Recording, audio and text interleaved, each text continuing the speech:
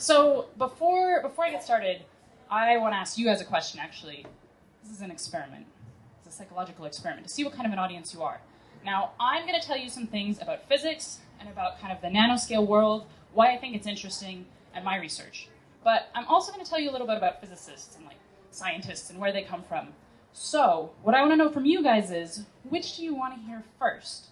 Do you want to think about where scientists come from and what kind of people they are, and then get into the nitty-gritty of physics and how it works? Or are you like, hey, jerk, I came here for Pint of Science. I didn't come here for Pint of Sociology chats. Let's start with the science, and then we'll see about the bonus round later. So, via acoustical noise, by which I mean shouting, can you tell me, do you want to hear about scientists first? Yay! Or do you want to hear about physics first? Yay! That's what I thought. All right, so one of the reasons that I got into physics is because I've always found science fiction really interesting. See, even when I'm talking about physics, I start via literature. And what I always found compelling, the kind of stories, were these ones where there's a world that's very similar to our own, but one small thing is different, and that changes everything. So what if there was a planet like ours, but the force of gravity was smaller? Or, what if it was more viscous, so it was we were all living in water? Or what if, both sexes could get pregnant? How would that change things? Or what if the sun was a different kind of star and it was dying and had less energy, or maybe it was hotter and it had more energy? Physicists will recognize this as a perturbation problem, right? You have a baseline state, which you think you understand, which in this case is our world. We don't understand our world at all, by the way. And then you add a little bit onto that, and you see how things change. So what's crazy to me about the quantum world and the nanoscale is that basically is that. It's something in our world where most of the laws of physics are the same, but there's a few little differences, and somehow that changes everything. And it's not a fiction, it's something that actually exists all around us that we may not even be aware of. So this can be kind of counterintuitive to get your brain around. And a lot of famous people have said, no one really understands quantum mechanics. If you think you understand quantum mechanics, you're a liar. So maybe I just said that, I don't know. But you can kind of think about this from a personal perspective. What if I was a quantum creature? What if each of us was at the quantum level somehow? What would that actually mean?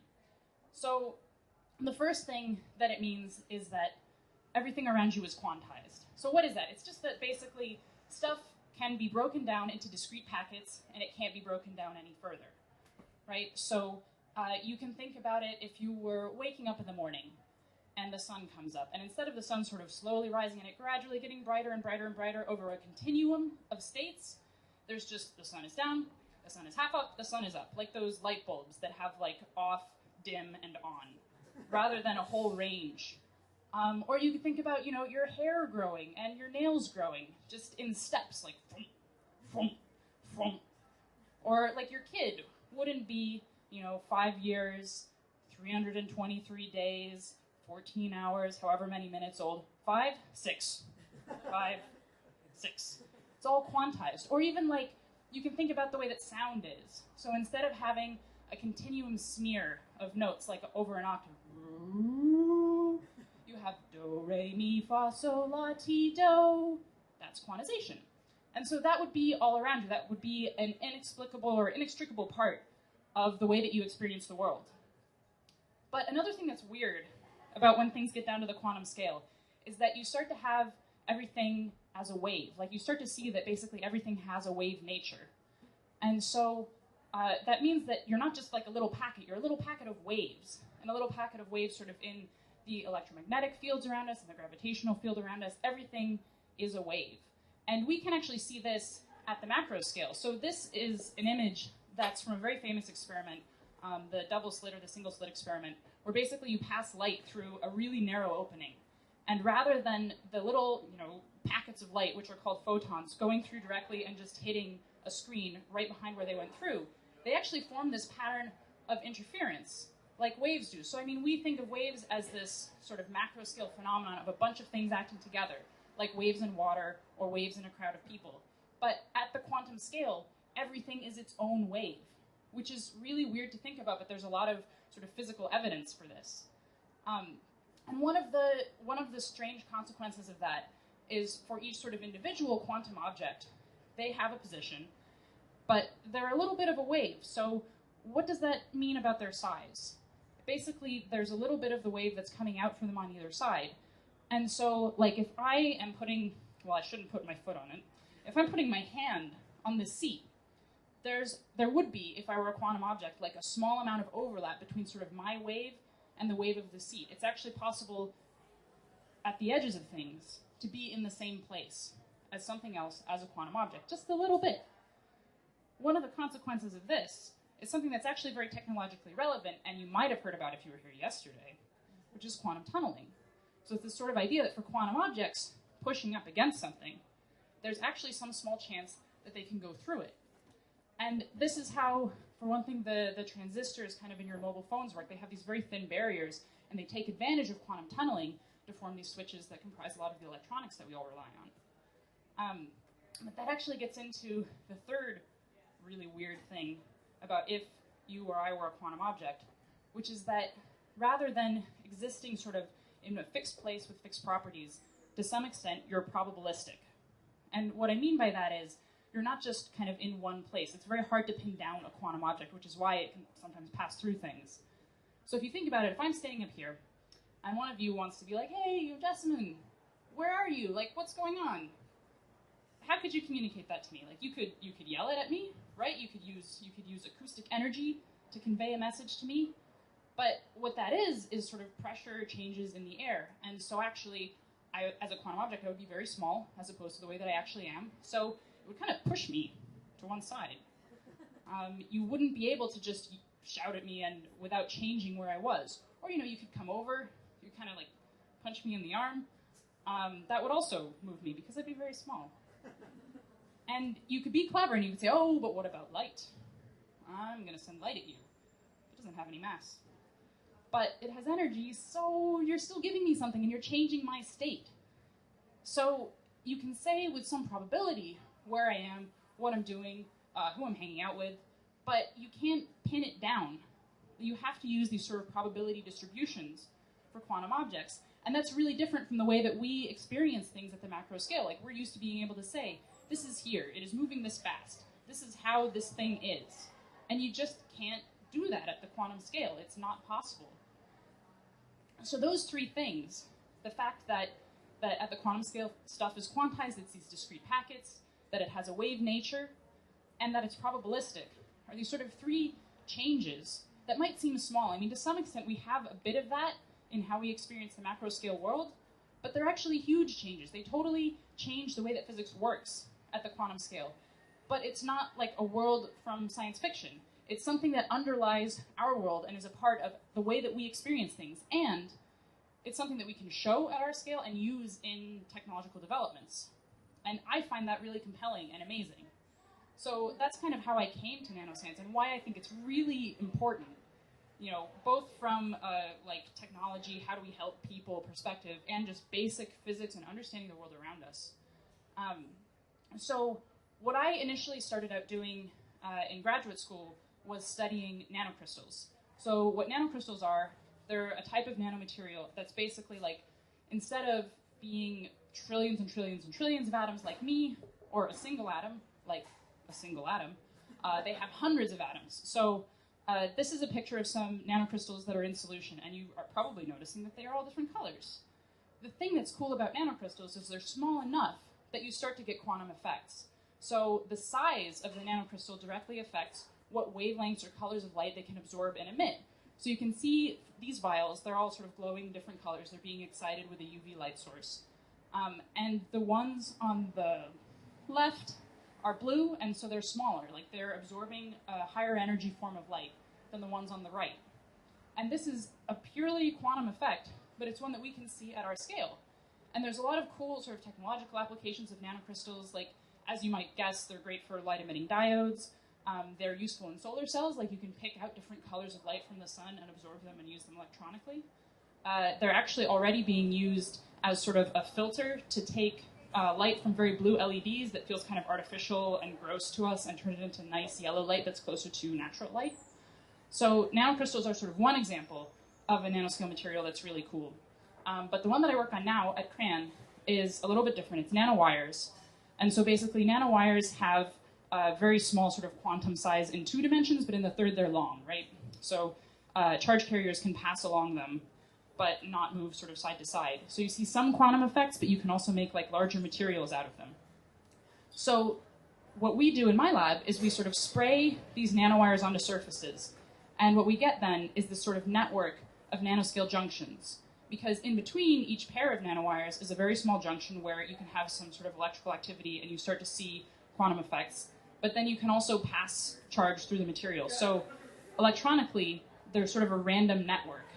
And this is just a picture of some using a technique in electron microscopy where you can see what path charge is taking through the network. So you can kind of see like a little leg of it here.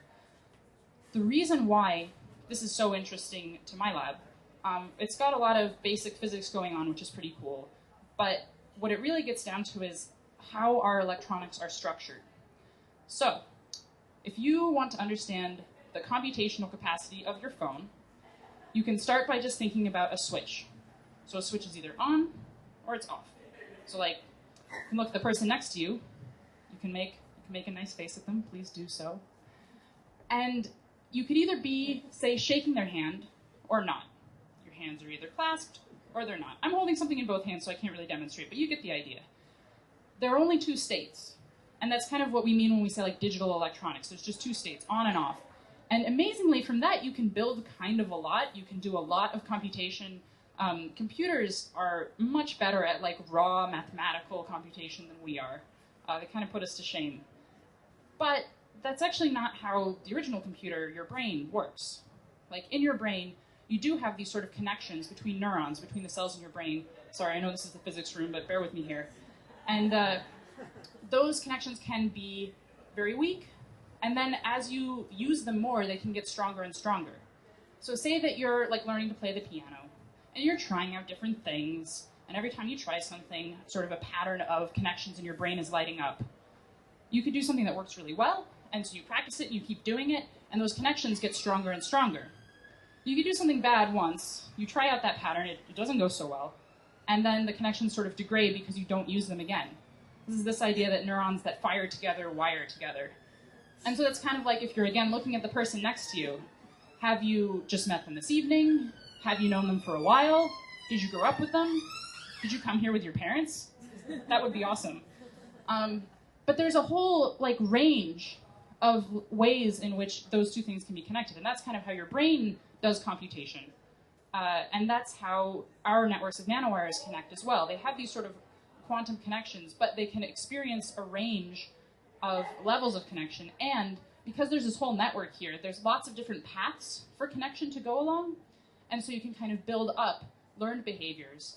And like by electrically stressing the system, basically, you can get stronger and stronger connections. So this may not be able to compete with traditional sort of switch-based silicon electronics in terms of raw computational power. But some stuff that people are better at, like image processing, recognizing faces, and just like mechanically learning, we think that this will be a much better form of electronics, and it's just a really fun material to work on. So that is, right? Yeah, that is my research in broad strokes, and I will happily answer more particular questions in the question and answer period, but I'm going to talk a little bit about science in general, and what it means to be a scientist as well, because I think that a lot of people may have an idea that the only people who can be scientists are geniuses and totally amazing, and they've been obsessed with science since the age of 5, and they'll have this picture in their head of like Albert Einstein or someone kind of old and stodgy and maybe dead now, but I kind of never had that particular very narrow impression about scientists because I came from a place where basically everyone was a scientist. My hometown is Los Alamos in New Mexico, which is famous for inventing the atomic bomb, and is now the source or the site of a national lab. So basically everyone that lives there is a scientist. So my parents were scientists, like a biochemist and a mathematician. Almost everyone I know was a scientist who was an adult. The children I knew were not scientists. And it was a really cool environment just to see that science is important. And I mean, obviously you guys all recognize that, but like there's a huge variety of people that can be scientists, and also who can be, you know, scientifically literate, even if they want to go do, you know, anthropology or be a lawyer or be a doctor or some other thing. Actually, I mean, doctors kind of are scientists a little bit, but you get the idea. Like, there's a huge range of people who can be scientists. And so I kind of went off to college and I studied physics and applied math, and I was like, I'm going to be a physicist. This is great. And I applied for physics PhD programs, and I got rejected from everywhere, which was very sad. That's an ooh moment. But, and it was kind of like, oh, maybe I've had too liberal a definition of who can be a scientist. But I really wanted it, and so, you know, I said, well, this is a failure, but I'll rethink my approach, and I'll try again. Classic scientist approach, by the way. You know, oh, failure, well, let's be resilient. And so I retook some exams, and I talked with some people, and I was in a research position. I tried to get, like, more demonstrable results from it. But I went back and I applied again. And I was having to write this sort of application essay where you talk about how great you are, but also, like, I kind of had to recognize in the essay that I had previously applied and been told, no, you're not a good investment. I had to recognize failure and learn from it, scientist trait, but it was hard, and so I got kind of frustrated, and I lashed out, and I wrote a rap, which I've been asked to share with you. The rap concerns the topic of physics. Also, please excuse my swearing. Once upon a time, there was a happy, clever girl who decided she loved physics and would share it with the world. She would make it a career. She would get a PhD. She would innovate and donate something to society. But when her grad school application received a full and total bashing, she penned a pissed-off manifesto so the world would see her passion. Who the fuck are you to think that you can question my position? See my passion I can value because I operate her mission. So my GPA is not perfect. I don't need any ablution. It's obvious I'll succeed from my Boltzmann distribution. I've got all the skills to do well, no matter what I'm wishing. So, Mr. Graduate School Chairman, I don't need your damn admission. It's your loss if you don't see I got the means to do you proud. Got the unique set of skills that has my recommenders wowed. Because I'll understand the job, I'll build the setup and have fun. If you can't get the data, I'll keep at it till it's done. I write like a real writer, fluid, logical, and clean. I'm a master of the math. I integrate like a machine. I'm the perfect piece that's missing in your laboratory team. And if you don't want my talent, you're as stupid as you seem. You're like a ruby in a chamber with no thought of being lazed. You're a holographic plate who still cannot record the phase. You're like Bragg before he understood the scattering potential. You're unbelievable, like Newton still confused on what's tangential. You were some water underground before Cherenkov did his thing. You're plum pudding in an atom when Rutherford can't get the bling. You're a spectroscopic plate before fine structure has been found. Will you really make the same mistake the second time around? Thank you. Thank you so much. That was me dropping the mic in case that wasn't clear.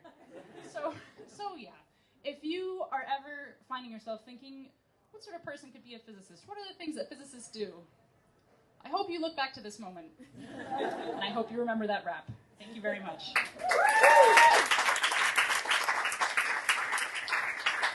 Thank you so much, Jessamyn. I was really hoping that she'd do that. I've seen that before. It's amazing. It gets it better every time. We'll open the floor up to questions. Has anybody got anything they want to ask? Okay, I'll start off, actually. You mentioned something at the beginning about the world. I guess people would call it the Goldilocks area. The conditions that our planet is under. We're not too close to the sun. We're not too far away. I know there's supposed to be something like 6 of those conditions. What would you think would be the biggest factor? This is a really random question now. That would really affect our lives on Earth. If we were to take one of those away, we definitely wouldn't exist.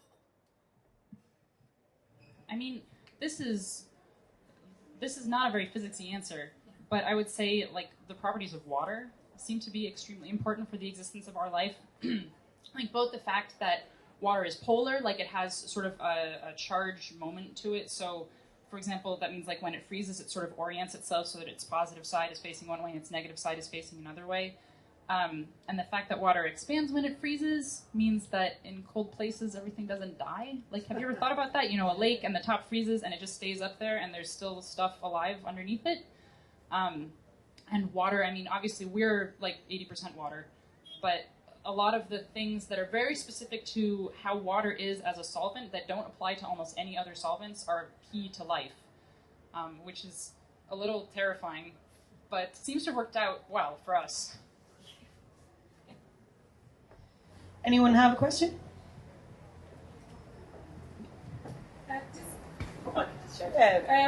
So your experience of not getting into graduate school the first time, which is a travesty, by the way, do you feel like that in any way sort of made you a better scientist because you got a little bit more used to banging your head against the wall until you break through? Which is my experience of being a scientist. Yeah, well, yeah, definitely. I think that's part of it, that when you're doing science, you have to try stuff that's not going to work, and then you have to both be willing to kind of reevaluate your approach and say, oh, well, could I get to this goal another way? You also should be willing to cut your losses. That was not a demonstration of me doing that. But, yeah, it is. I think it's important to sort of be persistent and be resilient in the face of failure. And, everyone that gets very far in science will have had that experience where they tried something that didn't work. They tried something that didn't work for, a long time.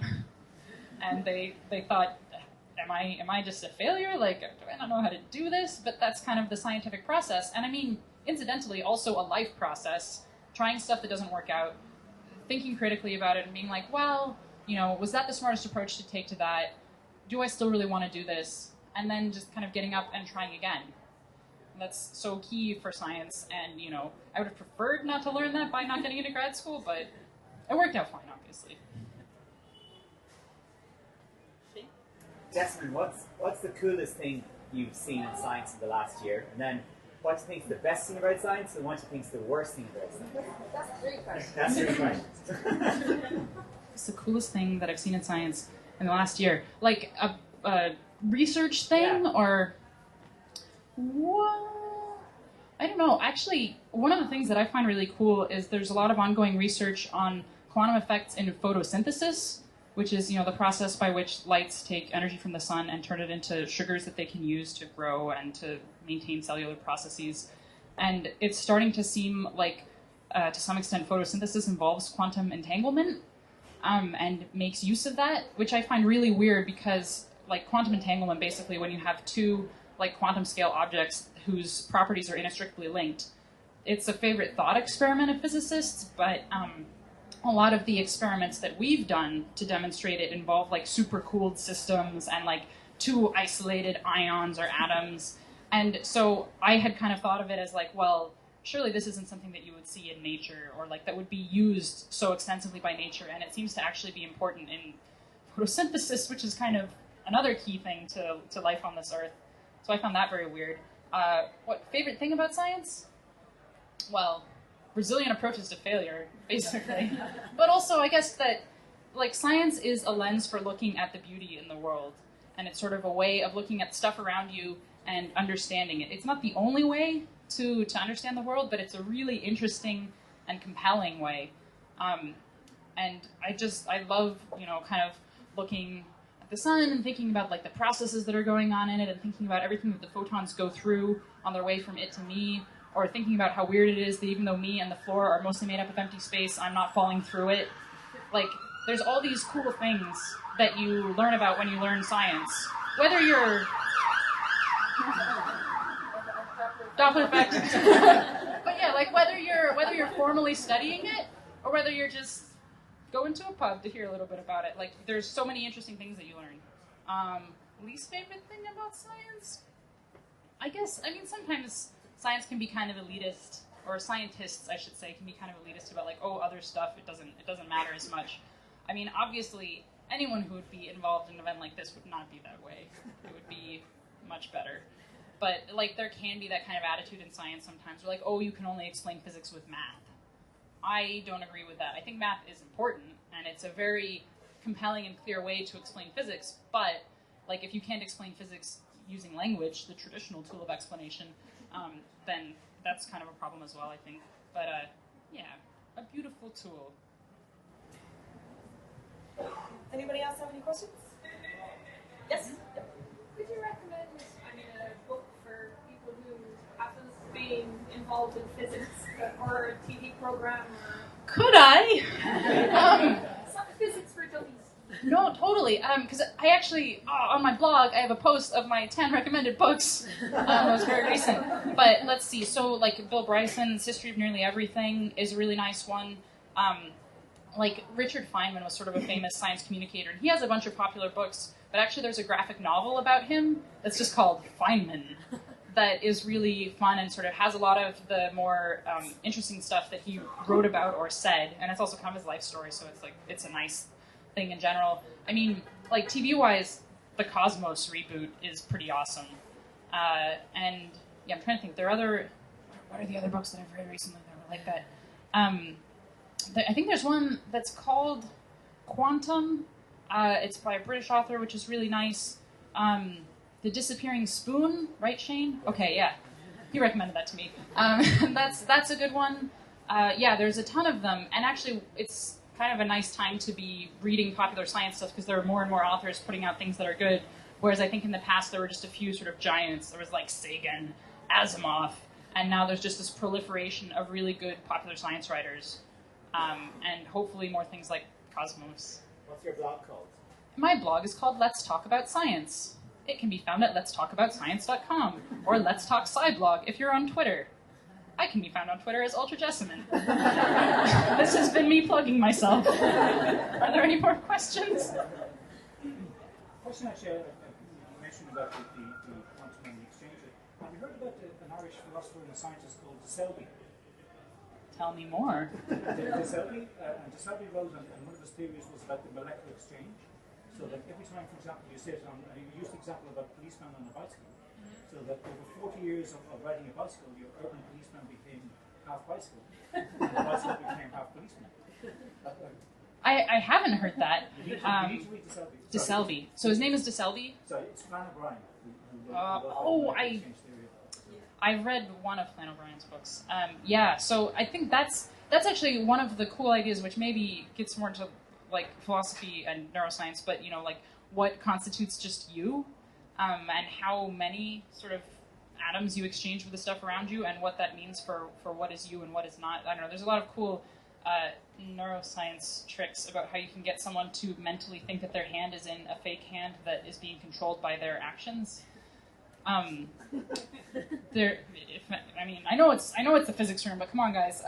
There's an author called V.S. Ramachandran who writes a lot about this kind of neuroscience stuff. He has a really good book called Phantoms in the Brain, stuff like that. So I'd also recommend that if you're interested in it. Any other questions? Yeah. Can you explain Schrodinger's cat in a way that I might understand in 5 minutes?